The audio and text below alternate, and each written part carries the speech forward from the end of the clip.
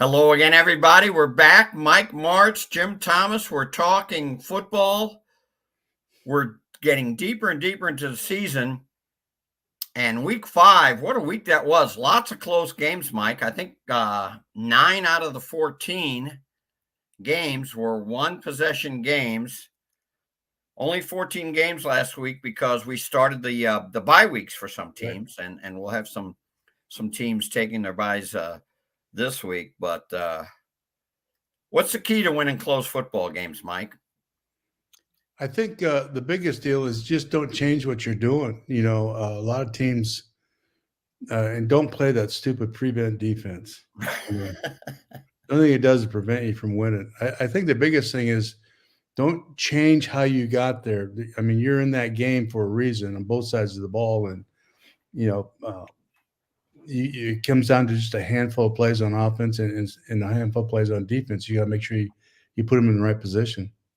And, the old cliche is it's a fourth quarter league, and it really is. I mean, the games all seem to be decided in the fourth quarter. So your strategy is just kind of do what you do, right? Don't make too much of the situation or make it more than it is. Well, there's always somebody on your offense that you want to get their ball into their hands that can make a difference. And for us, the guy that always showed up in those times and always made the play was Isaac. He never failed not to make the play. You know what I'm saying? Mm-hmm. He always made the play. And then, of course, Marshall Faulk. I mean, who do you want to hand the ball to, right? So those two guys, and the other guys are good players, but those are the two that for us, and you have to find that guy, whoever it is on the offense that you really feel good about, make sure you're getting them the ball.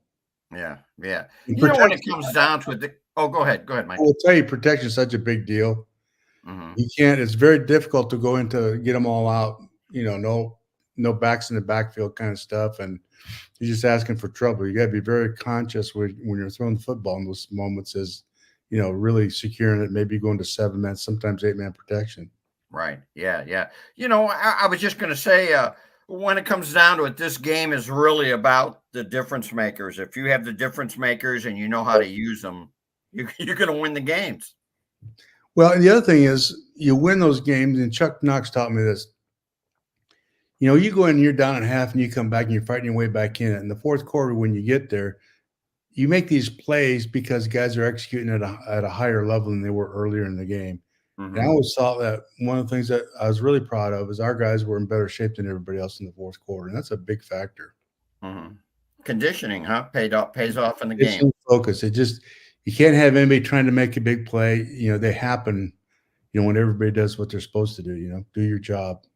And more than one player told me your practices were so tough, and I think more mentally tough than maybe physically tough. Not that you weren't out there running around, but it's not like you were necessarily banging around in pads a lot. The games almost felt easier than the practices. Well, physically, it was very, very, very, very challenging for the receivers and backs and the DBs and linebackers, because what the guys up front, you have to be careful because you get banged around a lot. But the running part of it, we demanded game speed throughout practice, and there was no break. So we conditioned by how we practiced, and so in the fourth quarter, the condition when we had a 2-minute drill, they were ready for it. Yeah. Well, we're down to 0 winless teams. The last of the winless teams, Jacksonville, beat Indianapolis. Mike, I feel good about that. That was one of our smart picks. We both picked the Indy to win that game. So the 2017 Cleveland Browns, the last team to go winless, I don't know, maybe they have a celebration. I don't know if they pop the champagne like the 72 Dolphins, but they hold the distinction. And Trevor Lawrence really came alive in that game. Granted, Indy's defense has been a pretty big disappointment, but still, Lawrence got him going. It's just a question of time. I've seen that happen so many times in the league, and it's happened to us where you kind of stumble around there a little bit, and it's not that anything's really wrong. You just need a break here and a break there, and guys start to press. You just don't just focus and do your job on every play, and then things just start to happen. Yeah. The other two buys, by the way, last week were the LA Rams and the Dolphins. This week, and there's only two unbeaten teams left. They both won last week, Minnesota and Kansas City. They're both off this week, so a little bit of a different schedule. The NFC Central, Mike, I was just looking at the standings the other day. All four teams in that division have winning records. Right now, it's based on that, it's got to be the toughest division in football. Minis 5-0. Our Detroit Lions, because they're my favorite team too. They're 3-1. They had a bye last week, and then Green Bay and Chicago are both 3-2. Chicago to me is kind of a surprise to have a winning record, but Caleb Williams coming along, isn't he? He really is, and he was. He and Bo Nix were the two, because I didn't know Jaden Daniels very well. Mm-hmm. I underestimated him, but those two I really liked coming on. I really felt Bo would be a good player, but Caleb was worth getting excited about. That ball comes out of there so quick. He's a good mental read and react guy. So he's getting better. They're doing the right things with him, and defensively they come along, and they're starting to run the ball finally. And they've got to do that. They've got to get that going, that part of the game. Yeah, getting DeAndre Swift going the last couple of weeks. And it's not like he's rushed for 150 yards, but he's contributed enough to. It's really tough to win when you're one-dimensional on offense, isn't it? Oh yeah, absolutely. Because it puts so much pressure on your defense too. Because if you can't rush the football and you're starting to throw the football, if you're not completing it, you're out the field in 30 or 40 seconds, and defense is right back out there. That's not good. Now, I will say, if you're excellent in that one dimension, you can do that. And you proved that in '99 in the '99 Super Bowl against Tennessee. Tennessee made a concerted effort to start Marshall Faulk in the running game. And you're like, well, we're not going to bang our heads against the wall. And right. Kirk threw for what, 400 plus? It was a Super Bowl record for a long time. Yeah. And that's what you have to remember. You have to be able to win either way, rushing the football or passing the ball. You got to be able to do that. You don't have to go 50-50. You don't have to have that stupid mix that guys that don't know football talk about all the time. You got that kind of stupid stuff. You got to be able to win however you have to be pragmatic about it.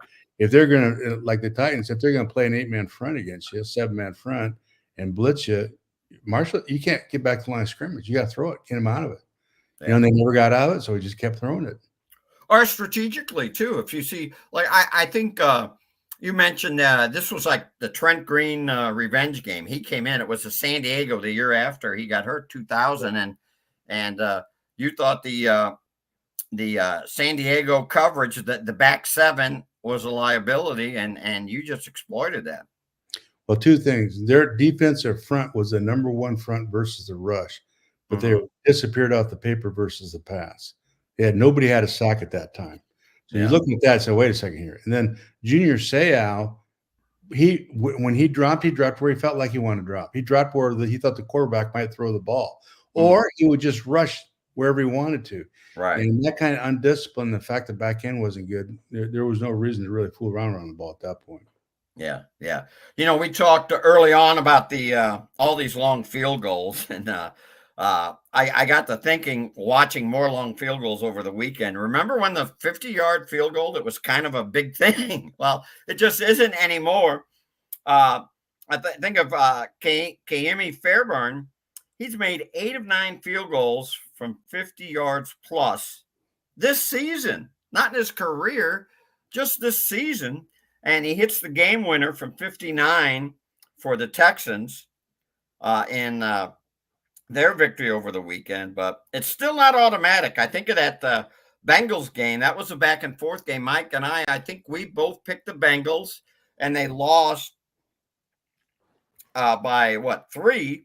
Anyway, he missed a 53-yard attempt in OT for Cincy, but probably makes it, but their holder bobbles the snap, and it wasn't a full easy kick. So field goals are still important. I'd still like to see the goalpost narrowed, but I don't think they'll do that. I want to talk today too about quarterbacking. It's such a big part of the game, and I'm thinking that we saw some quarterbacks kind of live up to their expectations and paychecks.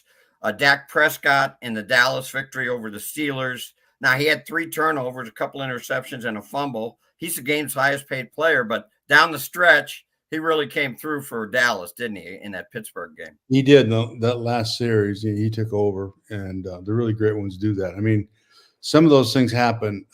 Interceptions. Sometimes you get tipped. You get fooled. Whatever. You just got to deal with that stuff. But quarterback should never fumble the ball. Should never fumble the ball. Never fumble. How do you? I guess you develop a sense, right, from when the pressure. So what happens is, in quarterbacks, they don't want to give up on a play sometimes. Mm-hmm. And you just got to tell them, don't make a bad play worse. Yeah. Don't go from a bad play to a disaster. And that's what he did. Yeah. And veterans usually get that. I was a little surprised at him trying to extend the play, and right. The ball comes out. You've got to protect the football. You got to live to be able to line up again and punt it or throw it on third down. Whatever the situation is going to be following that, you just don't want to give the ball back to them right there. So today you would say don't do a Will Levis play, right? Yeah. Will Levis and I, we probably wouldn't be good together. I know, you made it clear. After the first one of those goofball plays he made, you said he'd be on the Greyhound, right? Every week he said one of them. And I tell you, and I'm sure he's a good guy, and he's certainly very talented. Yeah. Until he some plays.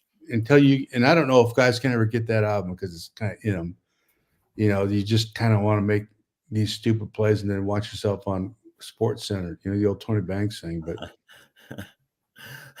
Tony Banks, I believe he set the record for fumbles. On the flip side of that, let's go to the London game, first overseas game of the season, and the game was on the line for Rodgers, and he kind of got him back in the game, but had a chance on that final drive and throws an interception, and that's it. And wow, all hell broke loose after that. The coach fired, Robert Saleh's fired, and they're going to have a new play caller too. No more Nathaniel Hackett.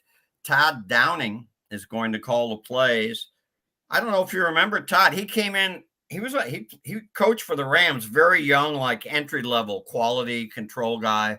Right after you left St. Louis, he was on Scott Linehan's staff. You know anything about him as a play caller? No, I don't. A couple of things about it is they looked from the very first game like a demoralized team for some reason, and that's absolutely the head coach's responsibility. And Robert Saleh is a great football coach, but there's just something wrong there. They just you will watch them play. There's just no pizzazz, no enthusiasm.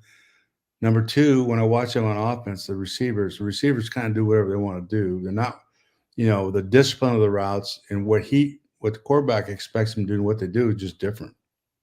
He gives them up on interceptions, the receiver does. And, they're just, it's kind of like when Brady first went to Tampa Bay.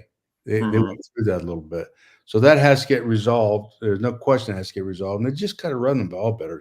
My gosh, they're way down towards the bottom of the league in terms of just rushing the ball. Yeah, they're awful running the ball.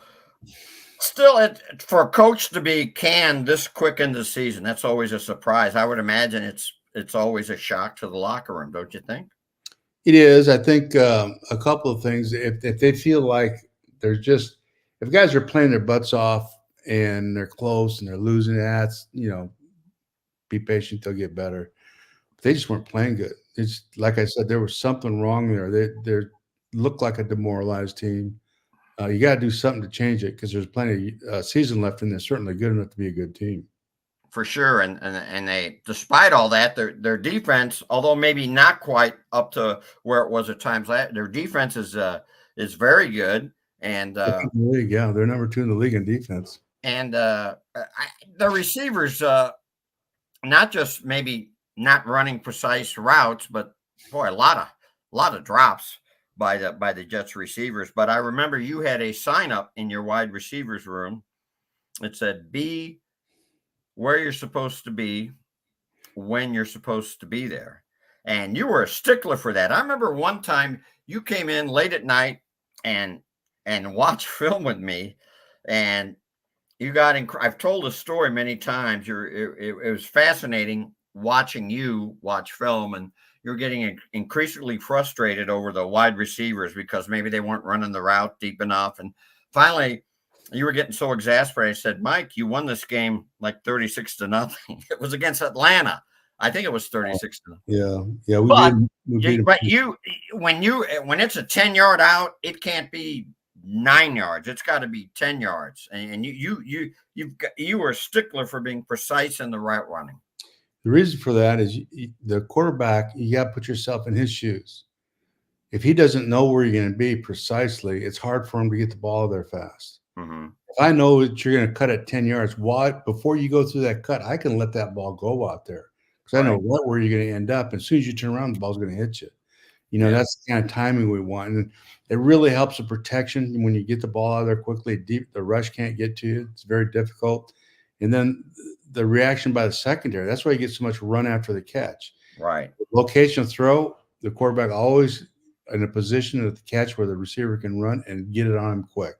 Those are all those things that result in run after the catch. So, yeah, the other part of that was don't fool the quarterback.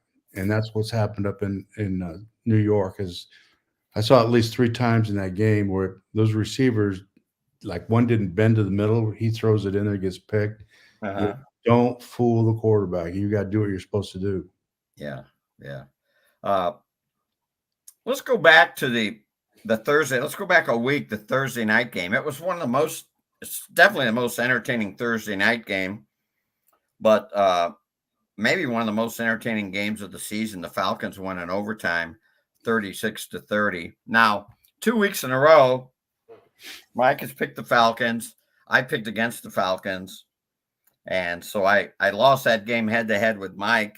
And I guess I got to start respecting Kirk Cousins more. He threw for 509 yards, Mike, in that game. He was just tremendous.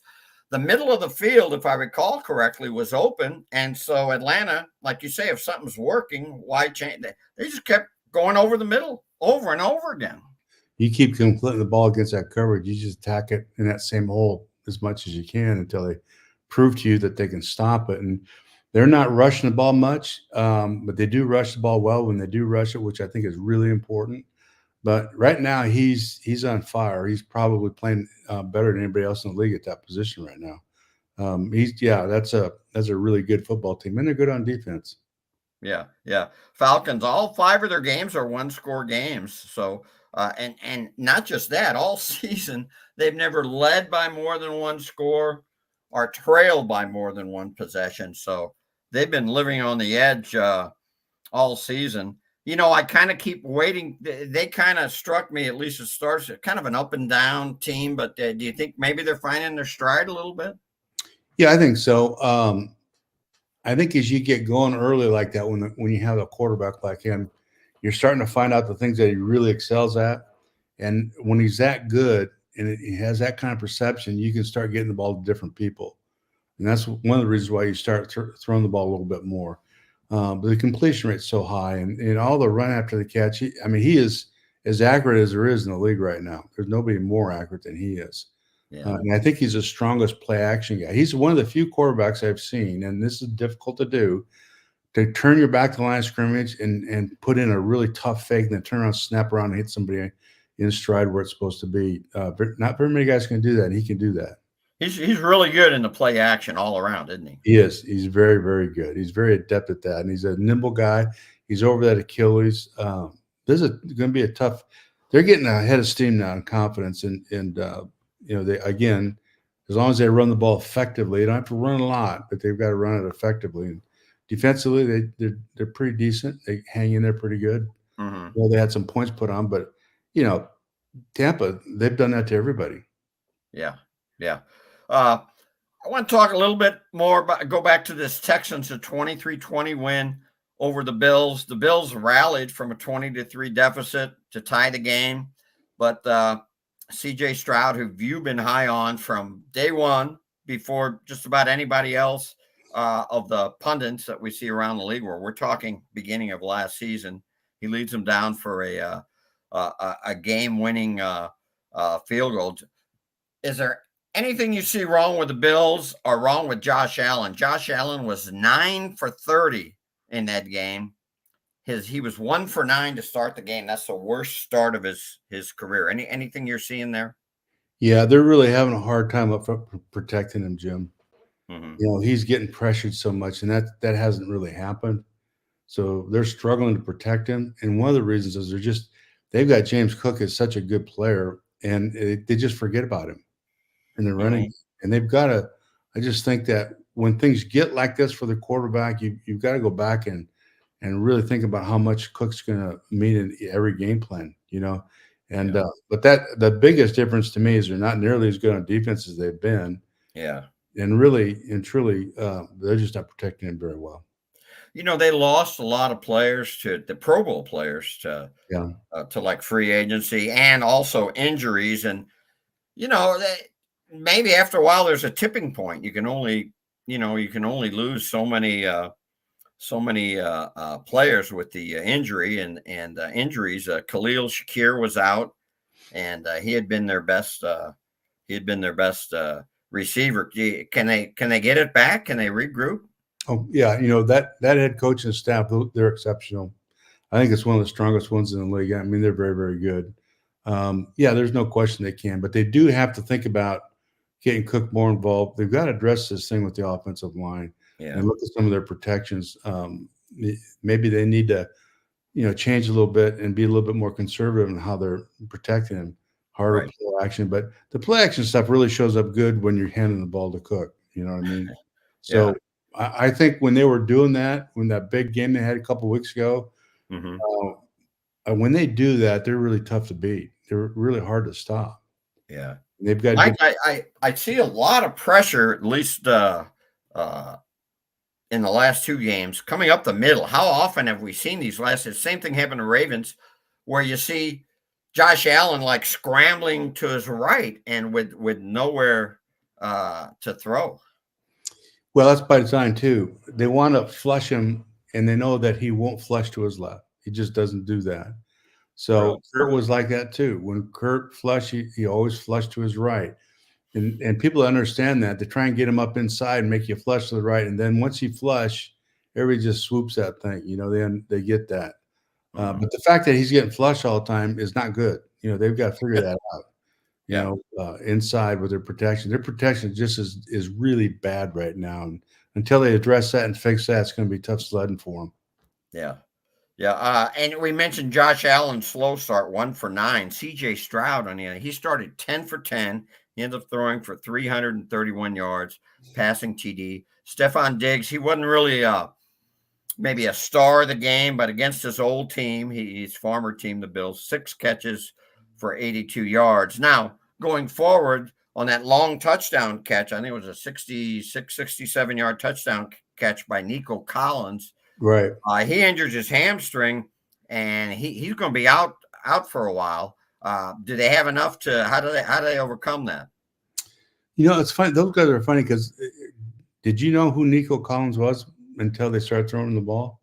Well, last year at the start of the season, I had no idea who he was, Mike. No. I had no idea who Tank Dell was either. That's my point. So they did such a great job of evaluating players down there at that position. There'll be somebody stepping in for them. There's enough there. If they lose a guy, it shouldn't be a big deal. It just puts a little more pressure on maybe on the Diggs when that's the reason why they brought him in. But this quarterback is ridiculous. Now they just need to mend and get well running back. Mixon's just got to get back to his old form. When he does that, now it's just a whole different thing. They're still 6th in the league on offense and 4th in the league on defense. The only team other than San Francisco that is in the top 10 on both offense and defense. Wow. And they're higher. So this is on paper, this is the strongest team. Yeah. Yeah. That's Mike Martz. I'm Jim Thomas. We're talking football, of course, talking over week 5. We'll have some Ask Mike a little later, and then we'll get into the week 6 matchups. And that's a great point you make about them being 6th in offense because Tank Dell has been banged up almost the entire season, although he looks like he's healthy now. They've missed Joe Mixon with an ankle injury for a couple of weeks, and they're still winning games. Now, We talked at the start of this segment just about the quarterbacks and how they have to deliver in the clutch and be able to overcome stuff. We use Prescott and Aaron Rodgers as examples, but I think Jordan Love really showed that too. Had a very slow start against the LA Rams, and he had again, I hate to keep pounding on Will Levis, but they were going to tackle him for a safety, and he kind of throws an underhand, ill-advised pass, and he turns a safety into 6 points. But after that, Mike, he completes 9 straight passes, couple touchdowns, rallies them to 24 to 19 victory. Again, Love's a guy that you've liked all along. I remember you saying about mid-season last year that they need to kind of take the shackles off him. A lot of times with younger quarterbacks, these coaches want to be conservative, and they have. And once in a while, because you take the shackles off, you're going to have a play like that where you make a stupid play. But with Love, the pros of doing that are much better than and the dogs are at the door. Must be the mailman. But the pros are much better than the cons of him making a mistake in it, because he's just so talented. Well, a lot of those are Patrick Mahomes' fault. I think, Patrick Mahomes has always been able to do some of those plays and get away with it. Yeah.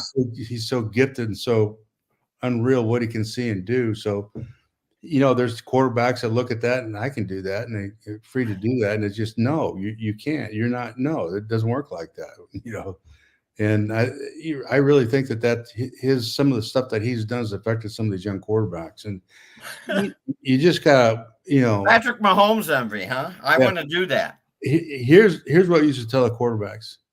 When you take that football, it's like every name of every coach and every teammate is on that football. So that's their future and their livelihood on that ball. Mm-hmm. You're gonna do something stupid like that, you're just throwing it all away, and you just don't be 1 + 10, be 1 of 11 and do your job like everybody else does. Both of those touchdown passes that lead him to the 24-19 victory were to Tucker Kraft. So pretty unheralded tight end. He wins my Mike Martz tight end award. I don't know if our listeners know that Mike was a college tight end for Fresno State, Cal, Santa Barbara, and before that, JC, Mesa?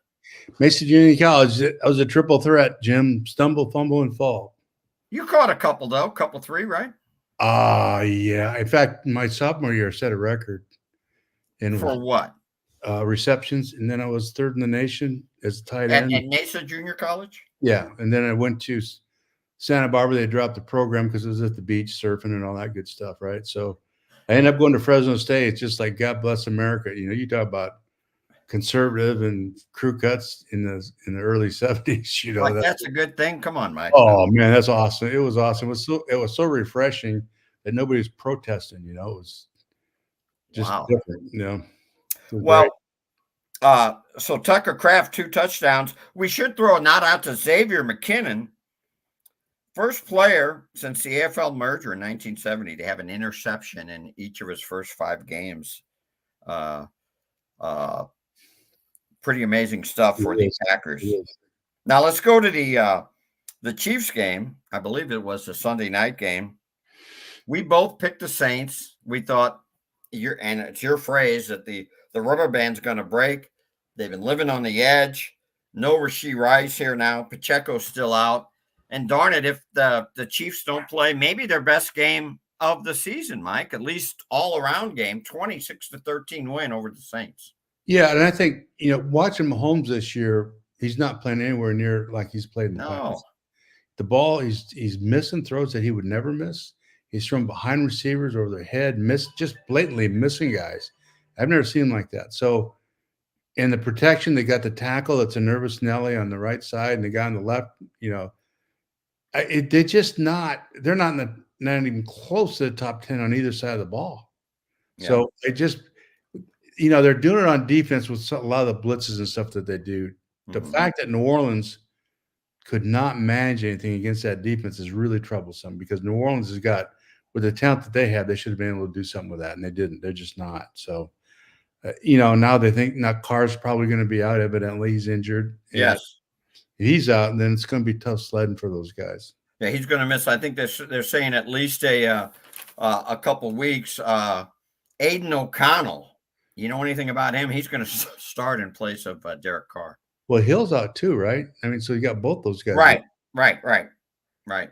Yeah, that's tough. Now you're two guys that are responsible for making most of your plays other than the running back. That's hard. That's tough sledding now. Well, you mentioned with the Buffalo game how they got to get Cooks going at running back. They didn't even – it seemed like they just quickly went away from Alvin Kamara. He had only 11 carries, not just rushing but receiving. He's such a weapon. You gotta find ways to get him the ball, don't you, Mike? Yeah, so here's the deal. If you have a great back like we had in Marshall, and he only carries the ball 9 times in a game, or 5 times in a game, or 11 times, whatever it is, if he's got that few carries, that means that we're throwing the heck out of the ball and we're completing them. Right. If we're not, if we're struggling throwing the football, then you need to be handing that ball off. Right. In the times that we did struggle throwing the football, we came back and turned around and handed it off to him, and that's what gets you back into games. Yeah.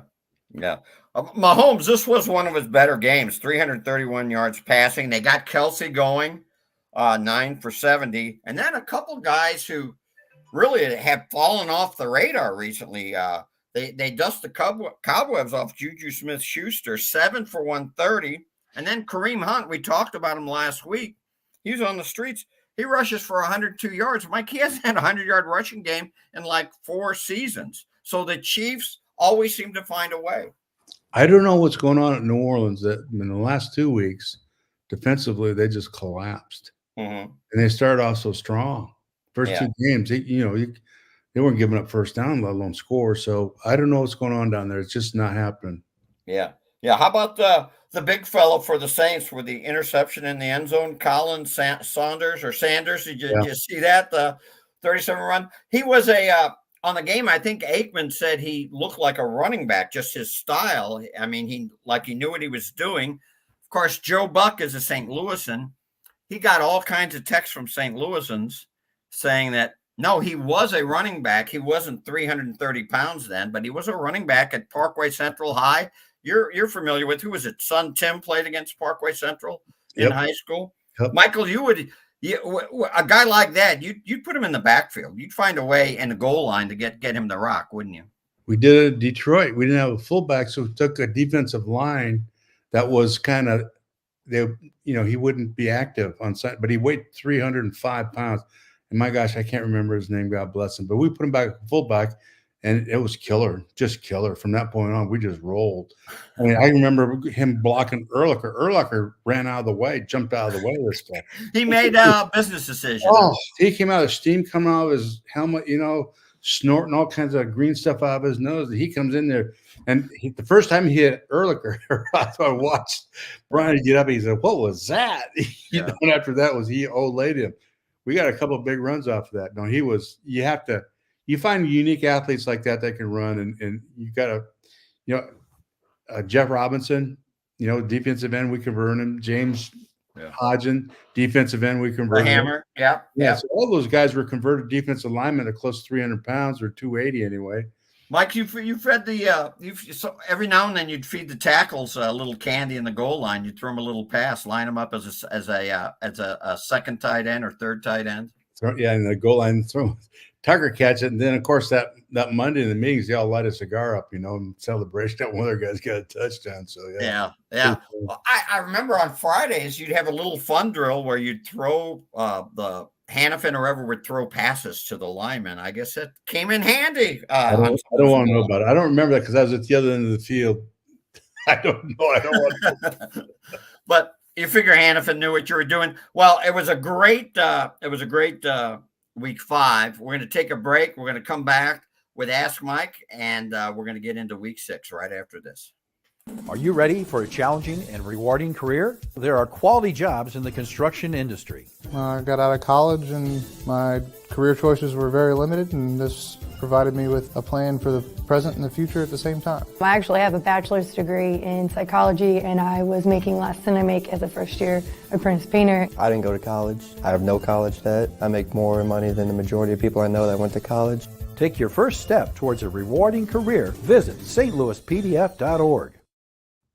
We're back. I want to slight chastise to our listeners now. We have only one Ask Mike question this week. Usually we get two. So remember, you can email me every week, jtom72@outlook.com, or just reply to me on Twitter at jtom1 is my Twitter handle. But this question is a good one, Mike. It's from Taylor from Benton Park West down in the city. I've been down that way a few times.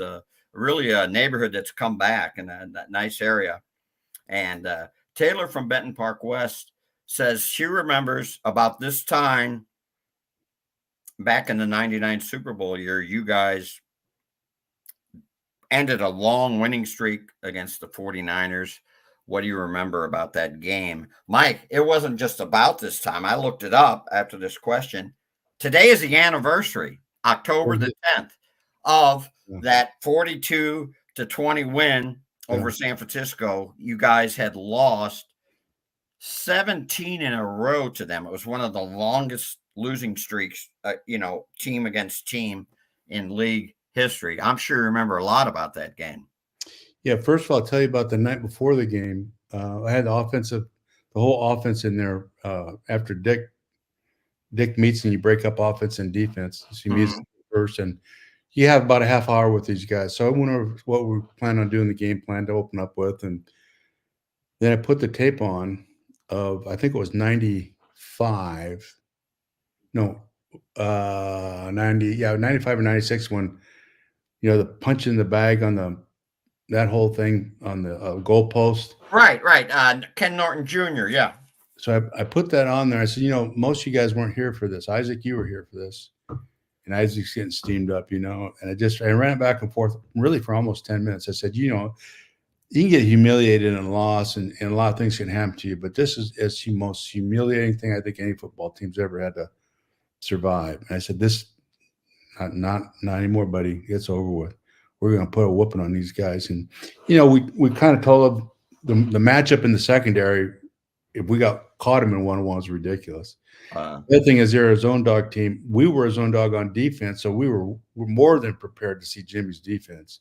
Right. And then the other thing that they did, Jim, that was interesting is they would like to disguise their coverages.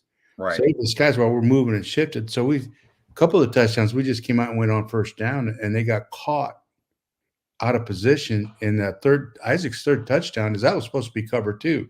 Mm-hmm. Safety never got over to it. He just made him fall down, walked in the end zone with the ball. So what we thought we would do is we knew we were good on both sides of the ball. We knew our defense would get us the ball, but we were going to put the pedal to the metal, and that was just going to be it. We were just going to go. Just go. Now, where would you meet night before game? Were you in Team Hotel? Was it the hotel across the street from the dome? At our facility. After practice we break up. Oh, okay. On Saturday. Okay. Yeah. Because you have your Saturday morning. Saturday morning we didn't stay in a hotel.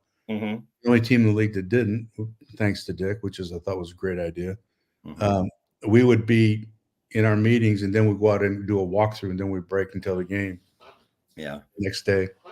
4 touchdown catches by Isaac Bruce in that game, and you knew the team was good before then, but you were 4-0 entering that game. San Francisco, I think, was 4. Were they 4-1? You guys might have had a bye. My recollection's failing me then. We had a bye real early in the season. I think after our first game, I think we might even had a bye. Okay. Yeah. So you knew you were pretty good entering that game, right? Well, after Atlanta and Cincinnati games, there was no question. Mm-hmm. I think, there was a momentum there and a confidence that was unmatchable, and we were healthy. Mm-hmm. We were healthy. And Dick, they were so excited because Dick took it easy on them in camp. Yeah. It was a normal camp, and guys were rested and, fired up, and, everything just kind of clicked. Yeah. Yeah. I'll never forget, after the game, there was a little press conference room before they moved into that bigger for the post game with the coach. And Bill Walsh came in right in the middle of Vermeil's press conference, Dick Vermeil's press conference, and in a stage whisper, we all could hear it, said, "You're going all the way." And obviously they were buds, lifelong friends. And the media, we were shocked to hear Walsh say that. I mean, we knew the team was very good and it was an eye-opening win, but for him to say you're going, basically you're going to win the Super Bowl, that was a pretty amazing moment. He came up on Monday. He was still here. He and Dick grew up together, were lifelong friends, and I had met him before. I'd been at practice back in, let's see, it was 1979 when his first year at the 49ers. I went to the camp and I got to talking to him, but he came in my office and that's exactly what he said. You guys will win a Super Bowl. I thought it was Wow. nice. I mean, it was nice for him to say that. It was very nice. He's very complimentary, but I knew what was left on the schedule too. Let's just keep it to next week. Thanks. So,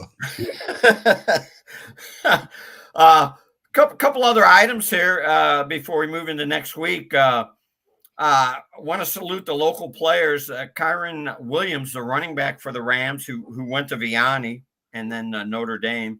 He had a 100-yard game, and a rushing game, and a touchdown. He had a costly fumble though that opened the door for the comeback in that game.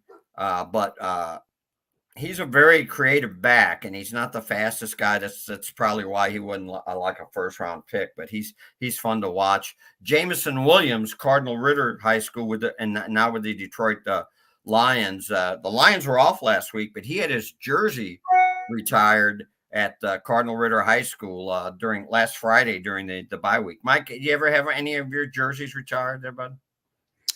No, heck no. I don't.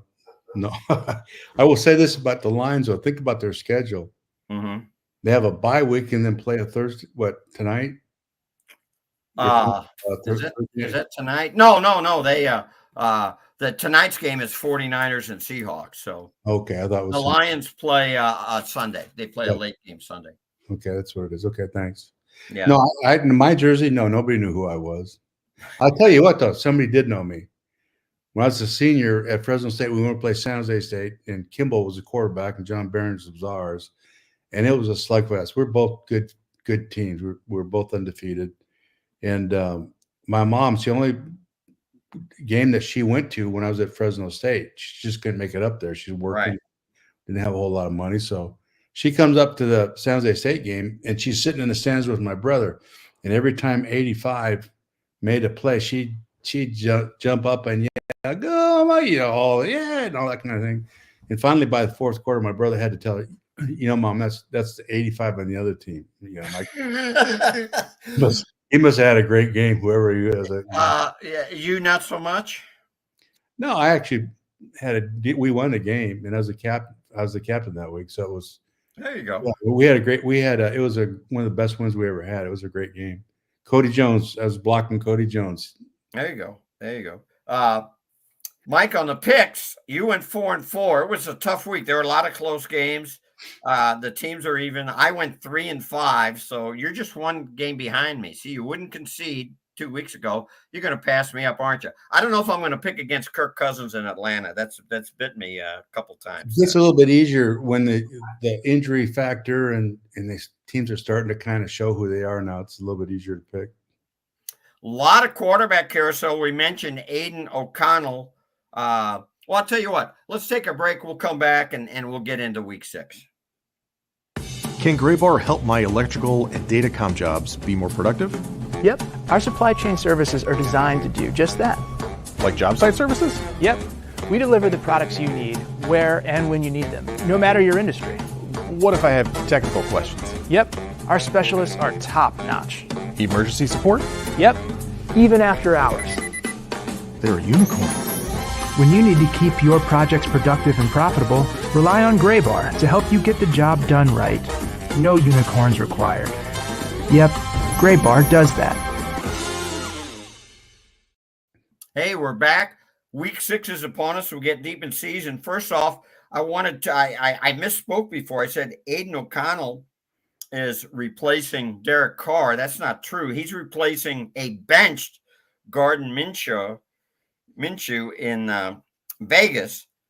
We have some other starting quarterbacks. Drake May replacing a benched Jacoby Brissett in New England. And the guy who's replacing Derek Carr is rookie Spencer Rattler. So we have another rookie starter. Do you know much about Rattler? I got to tell you, Mike, I watched him play a few games in college. Where's he from? I wasn't Spencer Rattler. I wasn't overly College, impressed. I can't remember. What college was he at? He went to Oklahoma and then he transferred. Where was it? Cincinnati. But he was started out at Oklahoma. Maybe you didn't see that much. No, I didn't see him. How about the other guys? You know much about Drake May, and also, well, you said you didn't know much about O'Connell. I don't know anything about O'Connell. Drake May, I think, has got a chance. This would be tough for him, because they're one of the worst teams in the league right now. It's not a good situation to be a rookie in. You go in there and you start getting bad habits and whatnot. They got to be careful in what they ask him to do, I think. Yeah. No doubt about it. Now, another rookie otherwise, I think the three rookies that have been starting have done pretty well. Obviously, Jaden Daniels done more than pretty well, but Caleb Williams seems like he's getting steadily better every week. You talked before last year about how you thought they needed to take the kind of the shackles out of off of Love, and they did, and he responded. Do you see them maybe starting to do that with Caleb Williams? Because they threw some deep balls last week, and he started hitting him. I mean, he it's not for a lack of arm strength that he hadn't been completing deep balls. So I don't know what they do in offense or what their philosophy is. They're fairly conservative, but Caleb, I think he's capable of doing anything you ask him to do when I watch him, and he has terrific football IQ. But I watched how quick the ball comes off his hand, how accurate it is, and how the decision making, all the things that Justin Fields couldn't do, he does.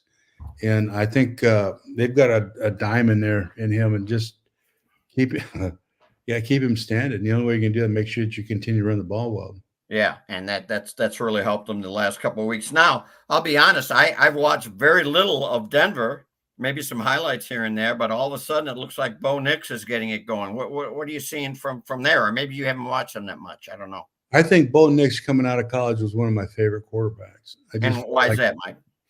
Because he did everything. I mean, I just couldn't see any nicks or flaws. Everybody said, well, for 4 years, he was a starter. He had all these amazing yards. But I watch him, whether it was impromptu, he hit the time cut, vision, all the things, the accuracy, everything you want in a good quarterback. I mean, he checked off all the lists. But and of course, Denver's struggling, not real good teams, and it's a big difference than the speed of the game. He's adjusted to it.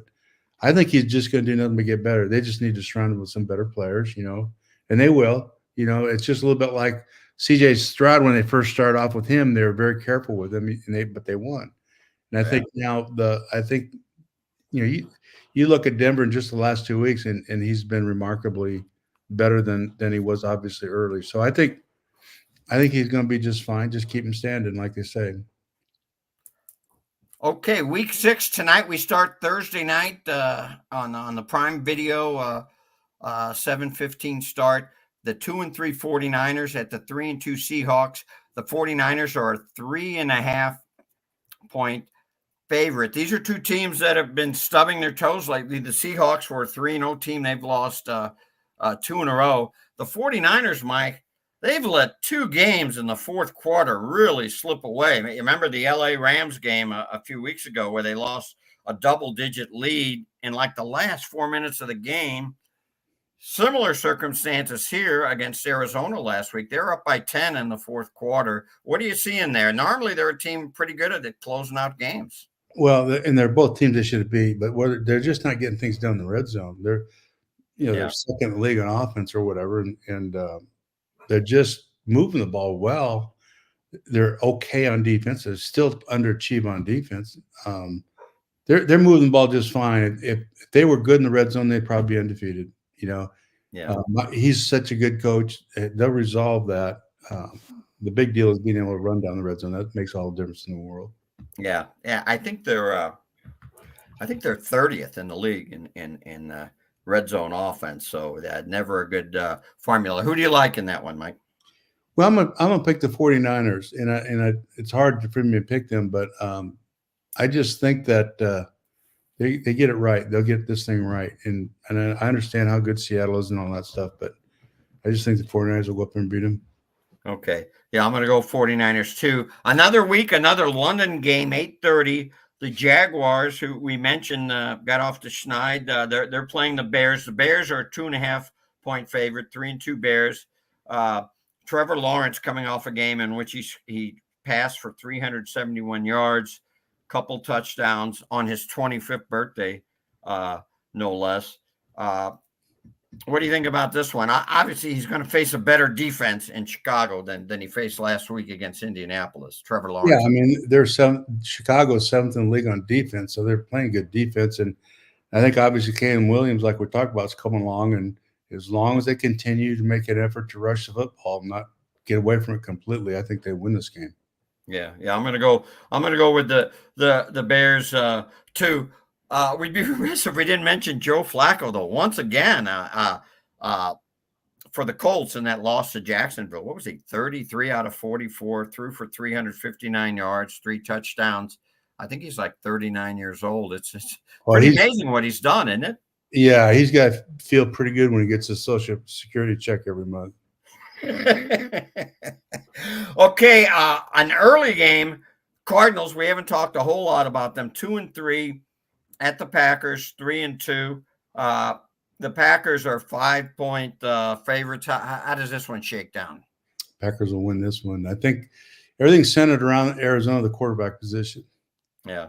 And he can make these plays that nobody else can make in the league other than maybe Baltimore at that position. Mm-hmm. He just is crazy, and he's such a good passer, but he's a little guy. I think that surface up there is going to give him problems. The Packers are just starting to hit their stride now. I'll go with the Packers. Yeah, I like the Packers too. Who else we got here? Pick wise, we mentioned Spencer Rattler starting for New Orleans. We got the Buccaneers 3-2 at the Saints 2-3. The Bucs coming off a tough loss. Buccaneers are just a 3.5-point favorite. I'm a little surprised that they're just favored by 3.5 because they're facing a rookie quarterback. You got to go with the Saints in this one, don't you? Oh yeah, I think it. Yeah, I don't know what they're. I mean, go with Buccaneers in this one. Yeah, I think Tampa will go in there. It could be a rout. You never know with that quarterback to win and start against Tampa Bay. Funnier things have happened, I guess, unless he catches fire. But Baker Mayfield right now, and that whole group is really playing at a different level. They sure are. Okay, Browns 1-4 at the Eagles 2-2. The Eagles coming off a bye week. The Eagles are a 9.5-point favorite, which is a lot in the NFL. But the Eagles are getting A.J. Brown back. They're getting Devonta Smith back. And the Browns they got to be one of the most disappointing teams in the league, wouldn't you say? Yeah, they're one of the worst, if not the worst. I think, obviously, Philly wins this game. They had a bye week, and they get their guys back. I don't know how they not win this game. Yeah, and the Browns, 5 weeks in, they've yet to have 300 yards offense in any game. Mike, you had teams that had 300 by halftime. Yeah. All right, Commanders at the Ravens. This with Minnesota and Kansas City off, this could be the game of the week. Commanders 4-1, Ravens 3-2, but they've won 2 in a row. The Ravens are 6.5-point favorites. I tell you what, I'm gonna pick the Washington. They remind me so much of us in '99. Not so much in what they're doing, but just the energy and that Dan's brought to that team and making plays on both sides of the ball. Mm-hmm. I mean, it's actually pretty incredible. I just think that they continue to ride the wave there a bit. I just don't know who's going to show up in Baltimore from any week to week, but with Henry and, of course, the quarterback, those two guys together right now, they're pretty hard to beat. But I'm going to go ahead and do it anyway. I'm going to pick the Washington. Okay. Commanders. Not yeah, I'm going to go with the Ravens in this one. The only thing about the Commanders that I wonder about is their strength of schedule. I know any given Sunday, but their 4 victories are against teams that are combined 6-14.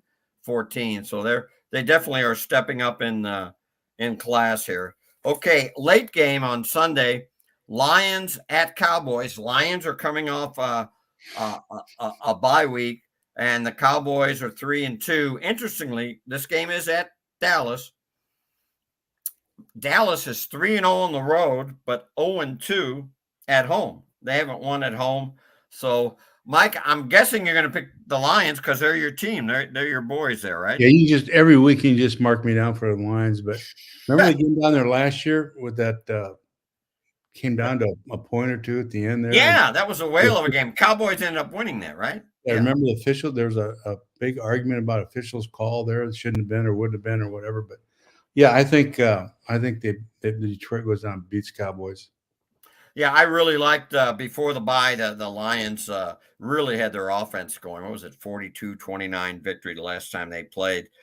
Dallas, I'm just wondering about their offense. I see CeeDee Lamb as kind of the only difference maker. I saw him really look like he was barking at and I know that happens in the heat of battle at Dak Prescott. But interestingly, Dak, he didn't get Lamb didn't get the ball once after that. This was early in the second half. And again, we haven't seen the traditionally strong Dallas running game either. Dowdell did a little better in this last game, but game to game, they haven't had much on the ground.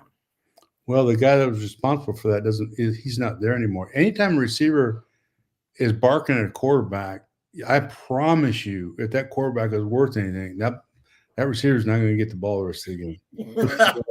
Not going to happen, buddy. Not going to happen. Dak Prescott must be from the Mike Martz school because CeeDee Lamb didn't get it. Dumbest thing I've ever heard of, going up and chewing a quarterback out. You got to be kidding me. Yeah. I mean, come on, man. You just don't do that stuff. That's endemic there. There's something going on. They're not nearly as good on defense since Dan left, and that's no slap on Zimmer. It's just different. It's just a different defense. And it's weird. Zimmer's, and his profile, his resume, he has nothing left to prove in this game. But it's weird to see a Zimmer defense struggle. And again, you've talked more than once about how they're a defense built to rush the passer and play with a lead, and power running teams give them trouble. Maybe the personnel isn't what Zimmer would prefer. I don't know. How do you think they're going to handle that 1-2 punch from Detroit in that offensive line? Yeah, I don't think so. I think they'll go down there and just beat them up myself. That's what I would do. I'd make sure those backseats had 100 yards rushing, Yeah. I mean, Jamar Gibbs is really good and really fast, but you know this, Mike. I know you do. I love David Montgomery. I love watching him play. Absolutely. Okay, Sunday Night Football. We have the Bengals 1-4 against the New York Giants 2-3. The Giants, similar to Dallas, they're 0-2 at home. They've won a couple of road games, but they're 0-2 at home. That's just kind of a strange phenomenon. Joe Burrows, they're 1-4 through no fault of his. He has 12 touchdowns, 2 interceptions this year. Their 4 losses by the Bengals, a combined total of 3.8 points. Neither of us are on the other side, or neither of us are members of the Daniel Jones fan club, but he's played pretty good the last couple of weeks. Just remember, the wheels in that wagon aren't put on with lug nuts. They're going to come off at any time. It's just they got a couple. They got string there. They got attached. He's not a consistent guy. The wheels will come up. They always has. Under no fault of his own, he just doesn't have that kind of passing ability. Although he's been better, and they protect him better than they have in the past. Mm-hmm. They made some plays on special teams to win that game, but this whole thing with Cincinnati, I'm not upset about that at all. They're going to catch. They'll win this game, and they'll get going. They'll get going. They're not playing as good on defense as they have in the past. Not sure why, because I haven't really watched them that much. But right, I do know that they get started again. I think they get on a pretty good run coming out of the box here. Yeah, they really have the offense going. We should mention that Malik Neighbors, the stud rookie receiver for the Giants, will be back. Is expected to be back. He missed the game with a concussion. But you're going Bengals, right? I'm going to go Bengals. Yes. Okay. All right. Our last game that we want to talk about, unless Mike, you got something else on your mind about the matchups. The Monday night game, the Bills 3-2 against the Jets 2-3. For the Bills, kind of a lopsided schedule so far. This will be their 4th road game in 6 games. So they've been on the road a lot. And as we mentioned, Nathaniel Hackett not calling the plays. Todd Downing would be. Any thoughts on how teams react when a coach gets fired in season? Can it motivate a team or maybe not motivate a team? I don't know. Well, it depends on what the problem is. If obviously if it's attributed to his lack of ability to get them up and get them going in the leadership, yeah, it's going to affect him. If it's the coordinator and his, then that's different. But they changed the coordinator at this time during the season with Buffalo a couple of years ago, and they took off. So I think this will be a big emotional game for the Jets. I want the Bills to win in the worst way. All right, Mike, don't pick with are you picking with your heart here or with your head? I just think that, the Jets are too good on defense. Mm-hmm. They're second league on defense. And if they can get anything going on offense, I think they beat the Bills. So you're going to pick the Jets. I'm going to go with the Bills, even though the Bills are they're off their game. And we'll see what happens there. If they can protect Josh Allen, we'll see. That's a big if against that defense from the Jets. They're sharpening their knives as we speak. So we have sharpened knives in New York because both these games are at the Meadowlands on Monday night. Sunday night, they're checking the wheels on Daniel Jones to see if they're gonna stay on against the Bengals. Mike, that's it. Unless you have any other game you want to talk about. No, I'm good. All right, there you see Mike by his picture of the Rams huddle. He's back at his football cave there in beautiful downtown St. Albans. Mike, as always, it's been a pleasure. We'll see you all next week on Talking Football with Mike Martz and JT. Munganast St. Louis Acura has the all-electric Acura ZDX. The ZDX can go up to 313 miles on a single charge, and the DC fast charging lets the ZDX gain up to 80 miles in just 10 minutes. When you lease an Acura ZDX, you can save up to $7,500 with a federal EV lease credit. Or you can buy the new ZDX and get 0.9% for up to 72 months. Come on in to Munganast St. Louis Acura and take a look at the new ZDX for yourself.